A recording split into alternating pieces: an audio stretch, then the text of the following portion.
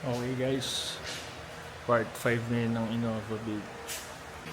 Gagawin ko ngayon guys, i-pressure washer ko lang to. Tapos degreaser. Tsaka tatanggalin ko na rin yung mga harness. Tatanggalin ko rin guys yung mga luma akong wiring. Kasi lahat yan uulitin ko na.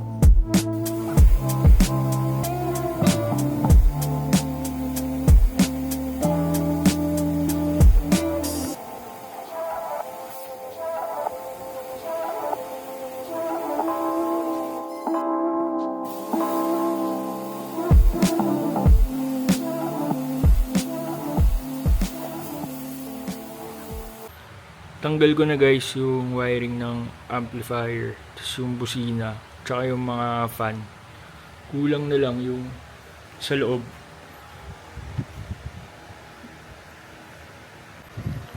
Iniisip ko nga rin i-relocate yung fuse box, tsaka yung battery.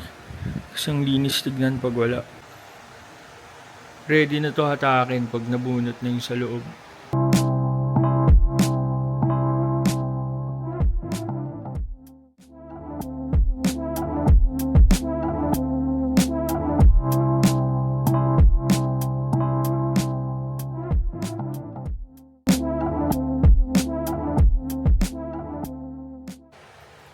Tanggal na yung harness guys. Next naman tatanggalin ko tong insulation. Ito yung bay ko guys. Kita yung orig paint. Nung tinanggal ko yung insulation. Tapos inisip ko rin na ano na lang to. Fuse box relocate. Tsaka yung battery relocate din. Ginawa ko sa harness. Hiniwalay ko na tong battery cable. Tapos yung engine harness, hiniwalay ko na rin dito sa main fuse box. Ngayon guys, hanapan natin ng pwesto to sa loob. Iniisip ko ilagay dun sa sa upper glove box. Lilinisin ko na to tapos babalutan ko ng bagong tape. Kasi lalagay ko na nga to sa loob eh. Ito na guys, may mga hiniwalay ako na wire. Tapos may mga pinagsama rin ako. So ito naman i-extend na natin. Yung fuse box dito ko ilalagay. So yung wiring, ginapang ko na lahat yan. Hindi na yan lalabas ulit. Ang lalabas na lang yung mga i-extend ko. Ito i-extend ko rin yung para sa headlight. Yan, bubutasan natin doon. Pati ito guys, yung pang headlight sa kaliwa. Extend natin lahat yan. Para lumabas yung wires tsaka yung mga socket, gagamitin ko tong butas na to. Lalakayan lang natin. Butas to ng rear washer fluid. Dito ko siya pinadaan guys. Pati yung sa kabila. Next ko naman guys yung engine harness. Yung bala ko guys, dito ko na lang siya padadaanin para di na ako magbutas ng firewall.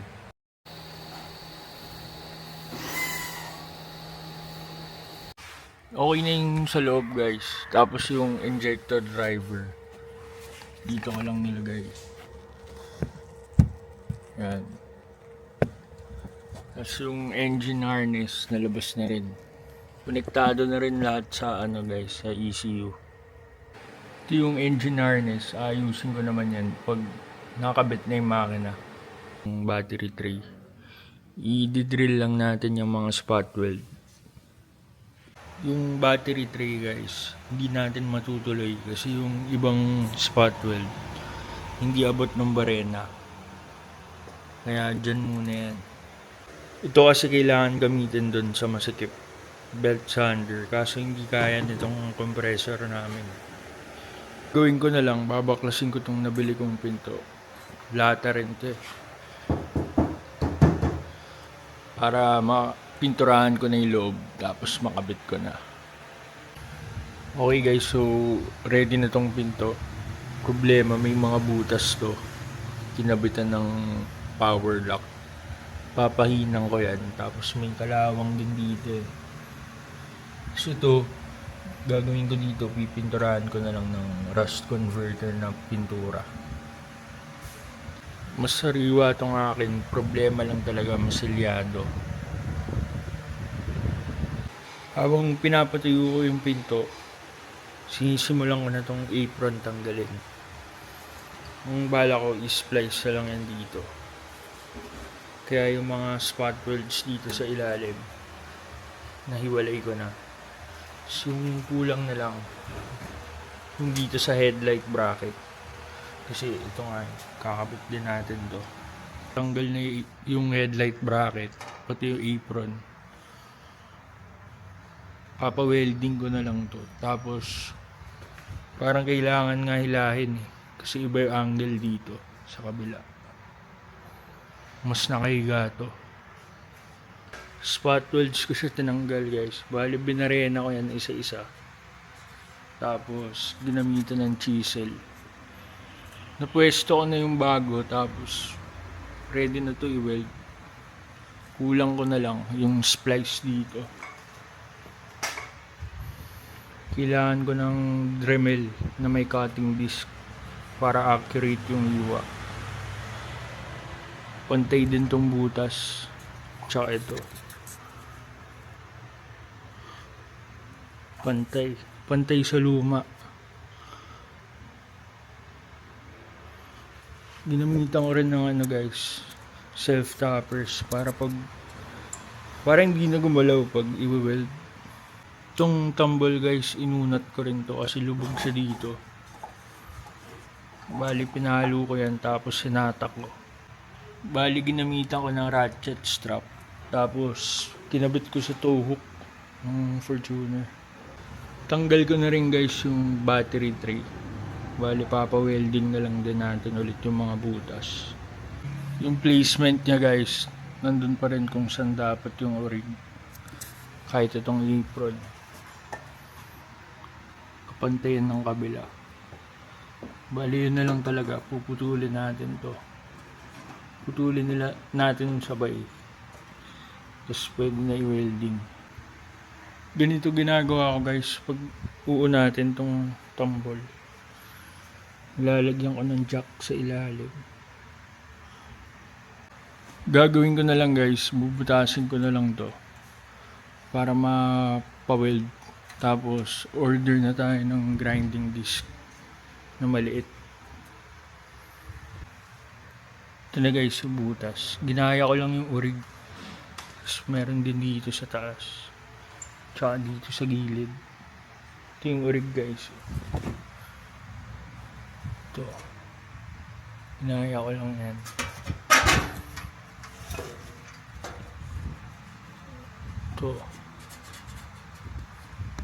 Ito lukot to. Pag na-weld na to guys, mabilis na lang to. Pinturahan na natin yung engine bay.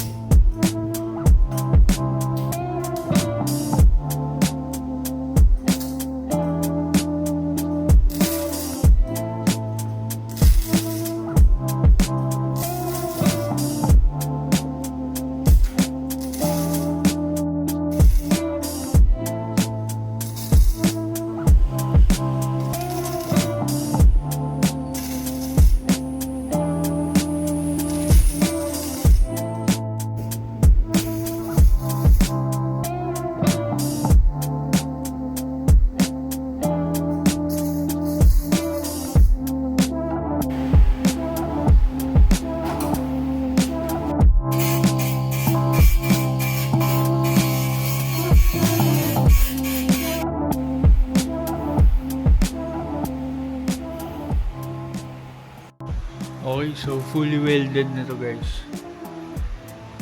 Lahat. Ready na to. Next kong gagawin is tetest ko yung headlight. Pati yung kabilang fender. Kung may problema, itong butas dito, maliit. Tapos yung sa kabila, malaki. Ito. Ngayon, ito yung tama. Kailangan itulak natin to para lumuwag. Tapos gumawa tayo ng frame puller. Ito yung crash bar dito sa harap. Tutulak natin yan. Okay guys, so hanggang dito na lang muna. Next upload na lang ulit. Natulak na tong apron. Tapos yung angle niyan tama na. Tapos ito, shock na yung butas. Next upload, papakinisin ko na yung mga weld. Tapos test fit tayo ng mga body panels.